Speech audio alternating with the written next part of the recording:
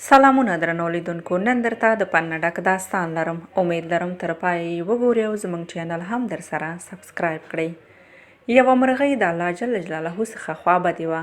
ورځې تېرې شوې خو مرغۍ د الله جل جلاله سره هیڅ خبرې ونه کړې. ملایکو به د مرغۍ حال د الله جل جلاله څخه پوښته او الله به ورته ویل هغه بیرته پخلا کیږي. زه یوازې څوک یم چې ګیلې یې اورم او یوازینی زړه یم چې دردونه یې ساتم.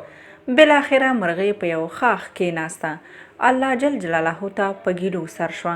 کوچنۍ ځالکۍ مې درلودله، زما د ستړیا، بېوسۍ او بېکسۍ یوازینۍ خونه وه. تا همغه هم رانه واخیسته. دا بې وخته طوفان د څه شي و؟ څه دې غوښتل؟ زما دې ځالې ستا د دې پراخې نړۍ څه ځای نیولی و؟ زړه یې ډک شو، د ډېره درده خاموشه شوه. دې سکوت عرش په لړزه راوسته. ملایکې حیرانې شوې.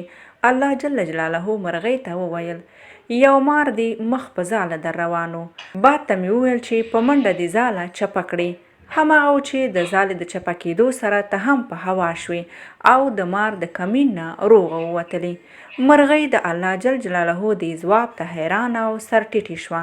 الله جل جلاله زیاته کړه څه نورې بلاوې مې هم د خپلې مینې په خاطر له تا نه لرې کړي، خو تا په ناپوهۍ کې زما بدۍ ته ملا وتړله.